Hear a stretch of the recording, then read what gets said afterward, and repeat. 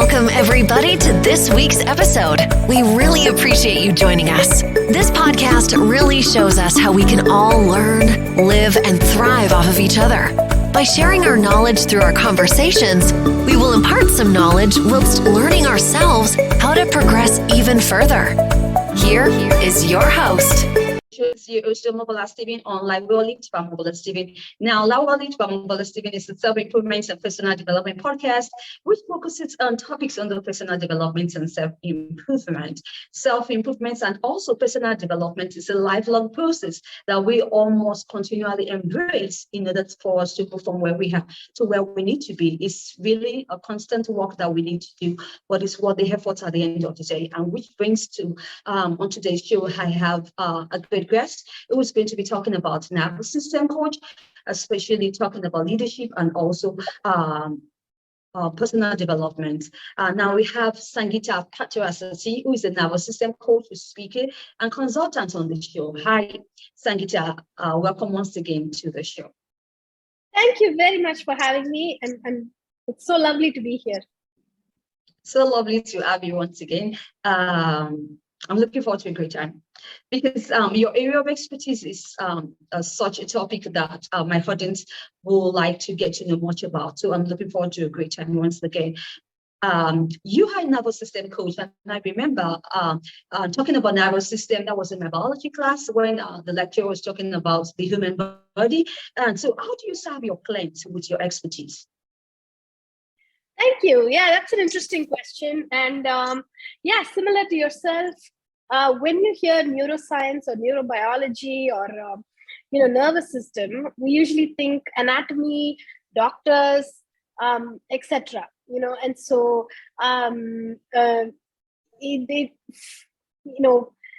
what's been amazing for me in this journey is to actually, be continuously fascinated about how much of it is actually real life.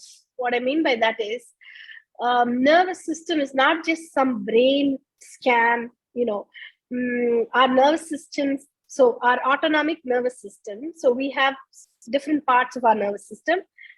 Autonomic nervous system is largely that autonomic, which means that it is beyond, it is not in the realm of conscious thought. And thank God for that, because imagine if your brain had to continuously tell your body to breathe, that would be very exhausting for the body. It's just something that the body does. Similarly, sleep, hunger, excretion, breathing, and heart rate, like heart beating, it just does it all on its own, automatically. We don't actually consciously say, breathe now, or beat fast now. And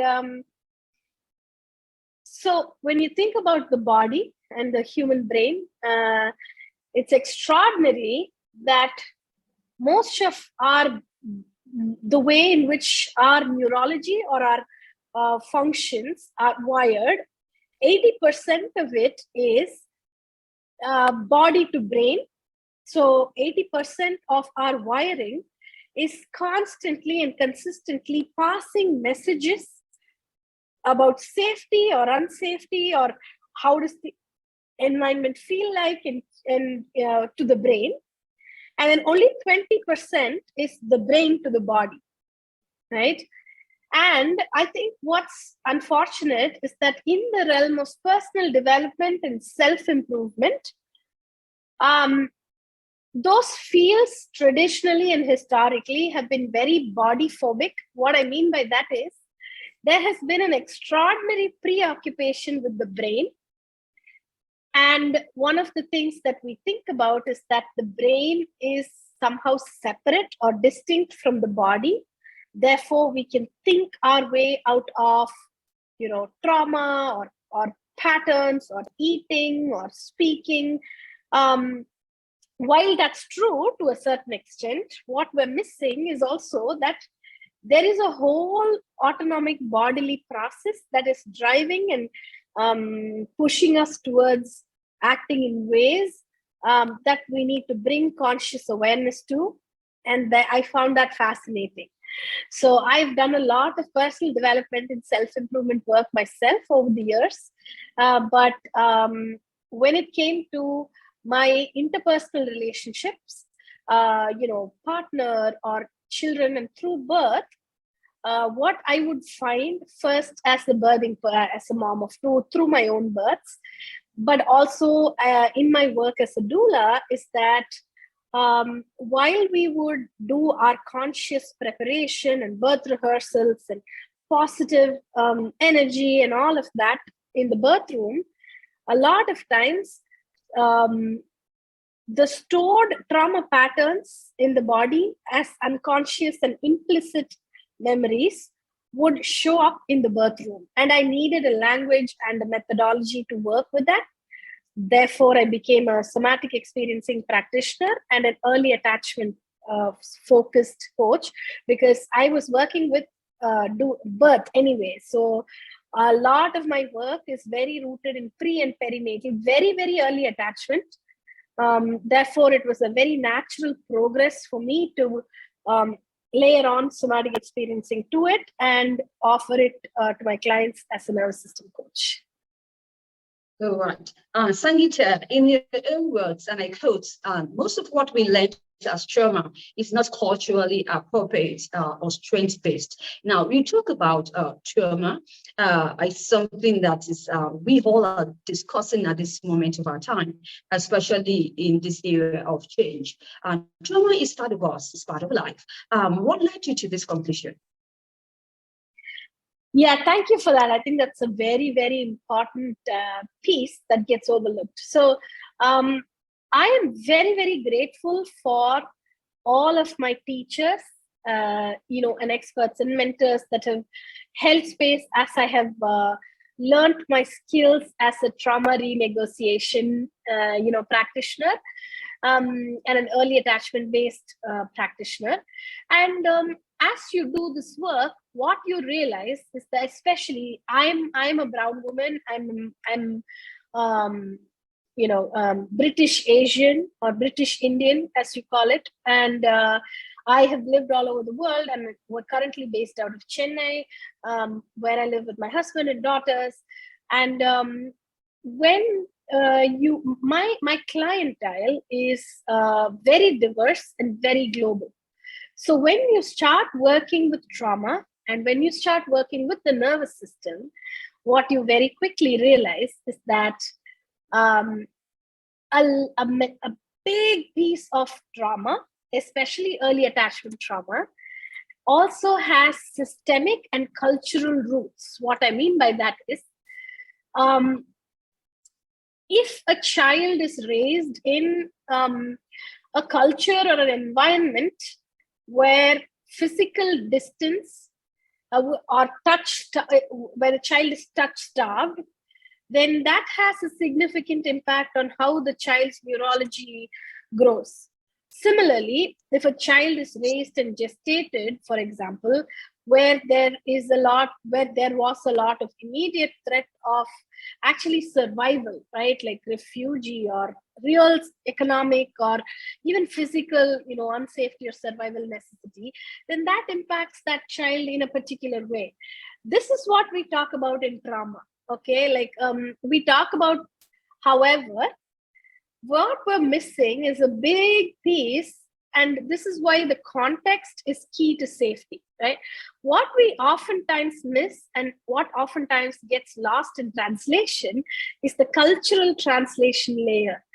And what I mean by that is, every culture, as it has toxic elements and triggers and trauma and systemic issues and power abuses and all of that, there are also a lot of gifts and resilience and somatic practices that historically have helped a culture heal and find resilience.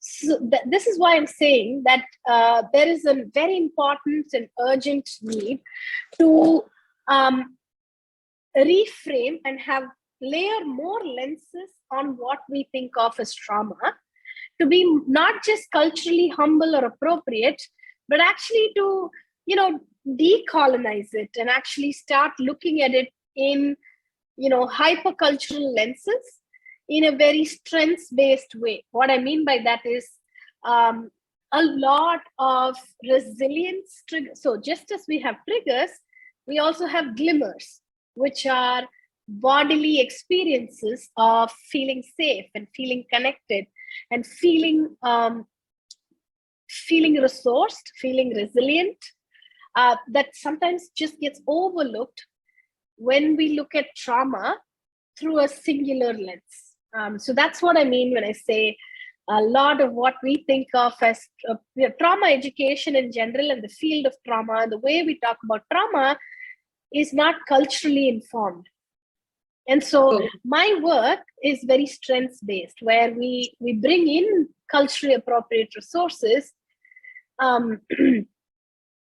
based on what's available to that client, which is a very personalized way to work with each client.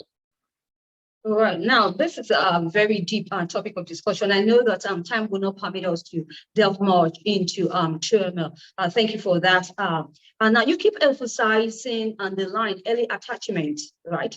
And so what is power got to do with early attachment? And also, why do we need to empower leaders in this information? I like to emphasize leaders. Why should they be leaders? Yeah, thank you for that. I think this is like super duper important. And I think, as I was telling you earlier, my clientele is made up of global leaders, predominantly women, first generation, from the global majority, maybe lives in the global minority, or entrepreneurs like yourself, right? This is the super important bit. And so when they come to me, they have invested in, talk therapy. They've invested in life coaches, executive coaches, gravitas coaches, ally sponsors in the workplace, you name it. The missing piece there is the actual nervous system piece and how we hold power.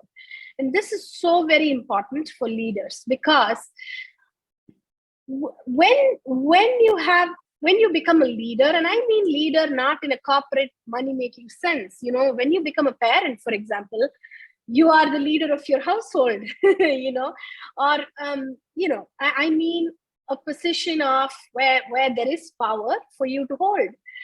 This can be very triggering for many of us who grew up in early attachment environments that may not have engendered a basic level of security and safety and trust.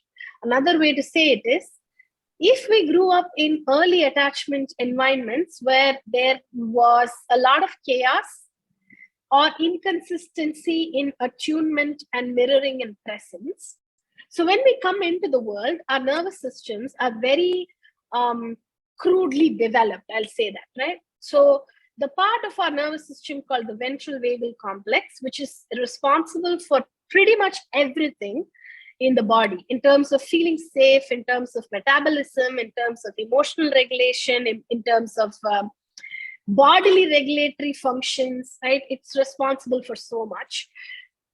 The only way that part of that tree in the nervous system can grow is by so we don't have that when we have very primitive version of that when we're born.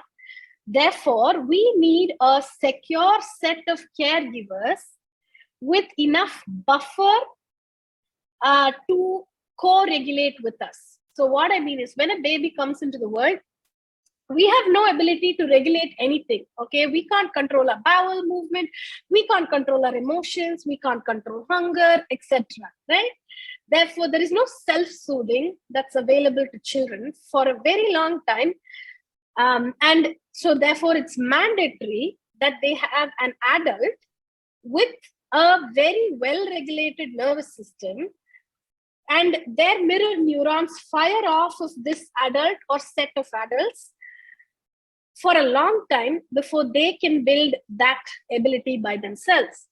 What happens is, a lot of us, economic anxiety, especially in the global south or the global majority, where we have moved from urbanization. It's the first generation probably, or the second generation, where mothers worked outside the home and there was a lot going, and family systems changing.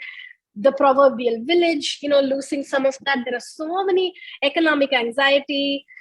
So much happens in the setup, which prevents that from happening the way it should. And this is not to blame, shame anybody, right? It's not about that. I'm saying that when that happens, the way we hold it affects the way we think about our needs, the way we think about our existence, the way we think about belonging and autonomy and who you are as an individual.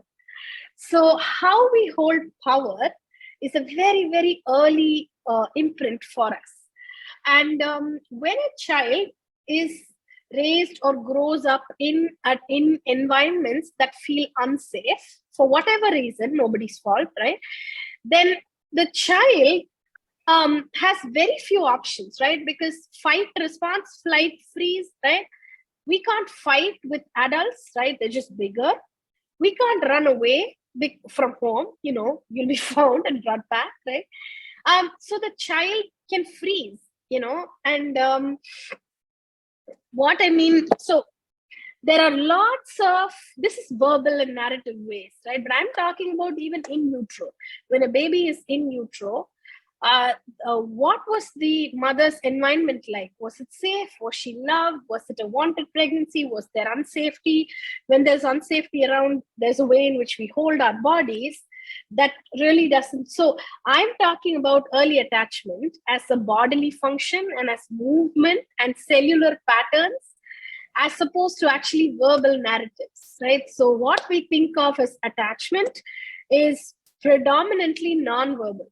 At a very, very early age. And it starts in utero. It starts with the way that an embryo actually buries into the womb and how it holds itself, right? Because as we're developing in axis and planes, etc. Right? So I'm talking about some very, very primitive ways in which we attach and hold power.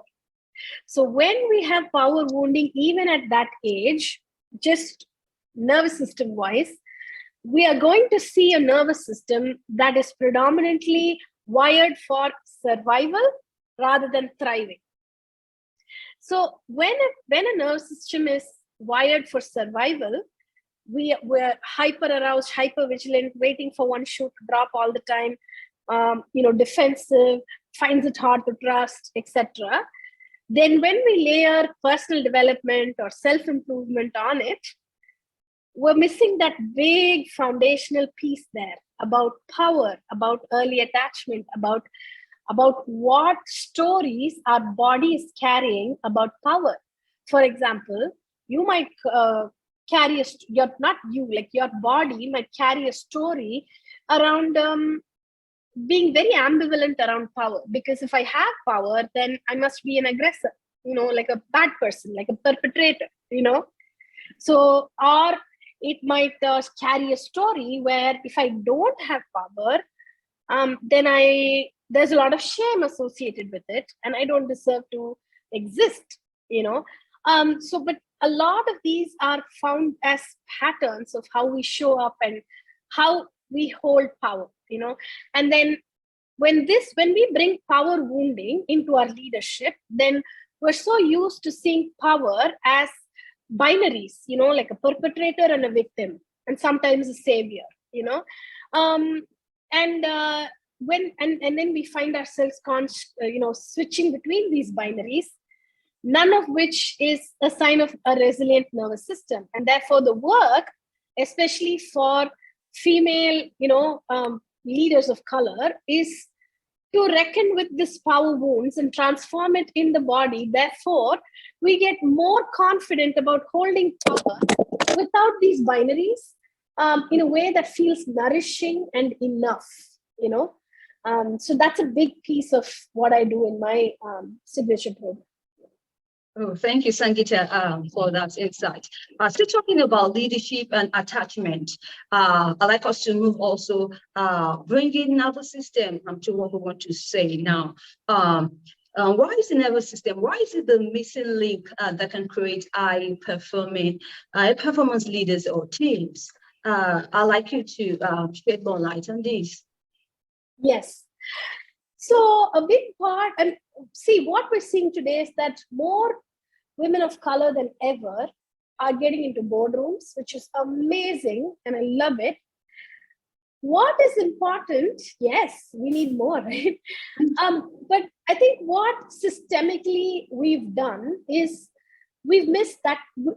I think as companies and organizations, we're so focused on our D&I efforts to get women and people of color into the boardrooms that we're sort of like, we got them there and it's like phew. But the work begins after you get them there. It's like, what happens after that? I think that's very, very important. And that is what differentiates between, legacy creators as leaders. Like, what do you want your legacy to be versus, she got there and then what, And I think this is why it is extremely crucial for all of us, all leaders, to work on their attachment systems and rewire the attachment system for safety and connection. Because when we do that, we're able to lead with nourishment and empathy in a cooperative. There is enough power for all of us to hold and go around versus looking at power as binaries. Therefore, if somebody else is more powerful, then it takes away from me.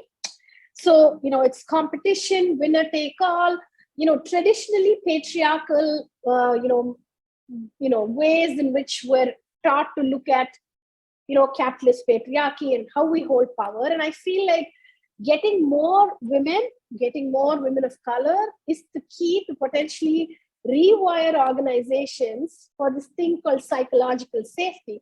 And again, I speak about this as well. I think psychological safety is a very lagging indicator of organizational or leadership safety. We have to talk about neurological safety, or neuroception, which is this autonomic, unconscious, body to body, is my body safe with you or not? An example of this is you came online, right? So my social engagement nervous system and yours looked at each other, and within, the first few milliseconds, the body has already told you whether I'm a safe person to be in conversation with or not. And as I'm having this conversation with you, you are listening to my words. However, your body, your autonomic nervous system is noticing the pitch of my voice, the pace at which I talk, my eyes, my lips, my face, and it is sending you minute by minute information as to whether it is safe to continue being in conversation with me. So if I had said something or done something that your body perceived as unsafe, immediately your defenses are going up, right? And then this conversation would be very, very different.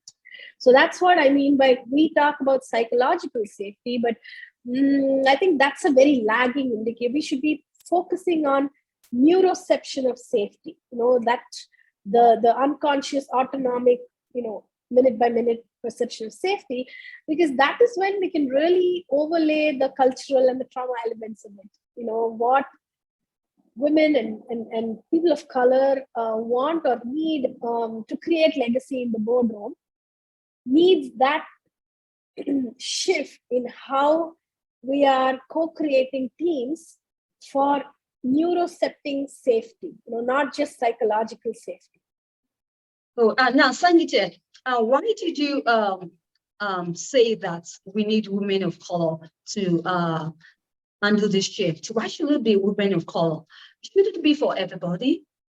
Oh, yeah, absolutely. No, what I'm saying is when we get into the boardroom, I didn't mean that they have to do extra work. I just meant that when we have diversity in the boardroom, it kickstarts a lot of changes in the way we've traditionally done things. And I think that's amazing. Just by, for example, it's small things, but it's big. Everything is significant. For example, ordering chairs, right? Chairs are, you custom buy chairs. And that is, I don't know, if like in meeting rooms in, America or the UK, you will see chairs that are measured for the tall white man. It's not really for a 5'2" petite Asian woman like me, and it starts from there. What I mean by that is the more diversity of thought or action or nervous systems that we have in the boardroom, then how we work together as a team and how we communicate also has to change, and that's a good thing, you know. All right. Talking about somatic healing, which is also your area of expertise. And Sangheeta, we got a profound discussion on this nervous system, right? I know that time cannot just permit us to, have this conversation. I hope that some other time we can do this. So we want to talk about trauma patterns. What is the role of somatic healing in helping to process trauma? You have an expertise in this regard. Can you share your insights? Yes, absolutely. So, first of all, what is trauma? Before I came into this work, I used to think that trauma is this emergency room, and somebody has a traumatic head injury or whatever. That's what we think of as trauma, right? But trauma is anything that is too much, too soon, not enough for the nervous system, without the presence of an empathetic other to repair it or to process it, So and there are broadly, two types of trauma. One is shock trauma, which is accident trauma. I fell down from a moving car and, so there is a residual trauma pattern in my body. For example, I was driving a car and I got into a little bit of an accident. So I'm gun shy and I can't get back into the car again. And every time I go into the car, my hands are shivering and my feet are getting sweaty. I had a traumatic birth. And so anytime I drive past that hospital, my heart starts racing, my hands are sweaty. I don't want to go anywhere near that road. Every time I'm parked at that signal, my body is replaying traumatic memories. Now, this is shock trauma, which is sort of like a single incident trauma, right? Like something happened and you have residual body feelings, body-based sensations from it. This is why trauma is different from stress and trauma is different from anxiety or depression, because what we think of as trauma always has a psychosomatic component. What I mean by that is it gets stored in the body as sensations, images, a lot of implicit, stories in the body, right? What happens generally is if you have a moderate level of trauma or stress, sometimes in 6 weeks, the brain, with enough safety, etc., sometimes that can just go away. Like, so the next time you're driving a car after an accident, you might be a bit panicky, and then maybe that charge might go down on its own. But a lot of times, if it doesn't, then we do the work, we help. My child recently fell off a car, which is going at not a big speed, but it was, unexpected, etc. So I work with her to somatically sequence the neural motor movements that she couldn't complete back then due to shock, So I do that with my daughters, and one of my older one, we were swimming and she had a near drowning, for a few minutes, she thought she was drowning and she had trauma from that. And, so those are what I work with somatically, is to restore the neuromotor and the sensory sequence that could not be completed in the body back then. But now, after that incident is over and in the feeling of safety in the therapist's office, we actually sequence that. Therefore, the body can restore optimal function, right? So this is in the realm of what you call shock trauma. Developmental trauma is early childhood attachment deficit. So now we're in the realm of attachment, like I said, was I liked? Was I loved? Did I have parents that I loved very, very much, but also were scary to me, hitting, yelling, abusive households, etc. And the earlier it happens, adverse childhood experiences, then the more deeper impact it has on multiple areas of our life. So that is developmental trauma. So I work with that also. A big part of whenever we work, the body comes up with what it comes up, but complex post-traumatic stress, working with that is still at the body level, because how it's different from normal talk therapy or normal talk coaching is when we recount traumatic or stressful incidents without the somatic work, then the trauma pathways get very deep in the brain. So instead of you saying it happened sometime else, your body is replaying it as if it's happening to you in the here and now. It's like the body is saying you're in danger in the present time, because we lose the ability to differentiate between something that happened in the past versus what's happening now. Okay. So when we work somatically, then we help the neural motor, we help the body rewire and process things in an atmosphere of safety. Therefore, the bodily activation or trigger is not so high all the time, right? For example, if you have a trigger, it might send a client directly into freeze or dissociation, like, then I don't know what's happening, etc. Or, like this example that I said, if it was a scary event, then your heart can race, your hands can sweat, and you might be shivering, and you might want, all of that, right? So we help you, the body, complete those movements now in an atmosphere of safety. Therefore, we restore resilience and functioning, so that's what I do. Right. Do you have any projects, any exciting news you'd like to share with my audience? Projects, exciting news. Let's see. Content wise, we're doing very exciting things. Like I have my own podcast called Nerve to Lead, with some very exciting episodes. That's one. So anybody that wants more information, go to Nerve to Lead. We're on all platforms. Content wise, you go to my website, and we've created lots of videos, and because it's so new and people want to know more, there's tons of free resources.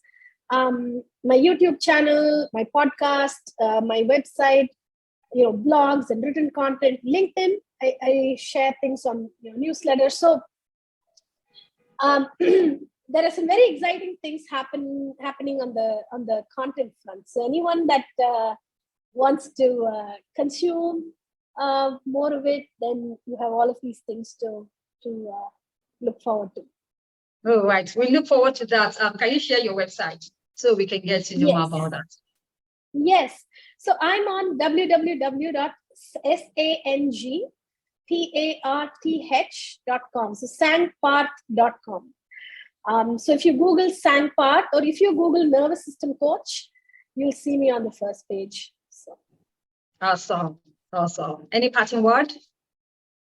No, I think it's amazing what you're doing. And for anyone that's listening to it, I would say, this is what I wish somebody had told me back then, is that you're not different, you're not broken. Your trauma patterns and triggers are not necessarily within your cognitive, realm, but help is, the trauma was not your fault, but the healing can be under your, responsibility. Therefore, if you're, desirous of showing up different, if you know things cognitively in all of these realms, like personal development, self-improvement, couples, intimacy, parenting, if you're somebody that like me, that reads a lot and knows all of this cognitively, and would still come up against, triggers during either parenting or, partnership, etc., then the nervous system might be a missing piece to it. So it's not your fault necessarily. It's trauma and the impact that it has on your body, and healing is absolutely possible. And if any of this excites you, then reach out to me. Absolutely. Thank you for the motivation, Sangheetha Parthasarathy, for your time and for sharing your thoughts on today's topic of discussion. I wish you the best of luck in all the projects that you embark upon. You're very welcome, and you too. All right. Okay, so if you'd like to catch up any missed episodes of the show, you can do so on any cross promotion platforms or any podcast distribution platforms you bump into online, and just search for Lawali from Omobola Stephen. Then here you go. Do have a great time listening to experts share their thoughts on personal development topics. You'd like to get to know much about Omobola Stephen, you can check me on my website, www.omobolastephen.com. Now, if you also like to be a guest sharing profound and disruptive insights on personal development and self-improvement topics, you can send a mail to me at omobolastephen.o@outlook.com. I'll be looking forward to your mail. We can have a great shoot together and be the change the world is waiting for. Talk to you soon. Bye for now.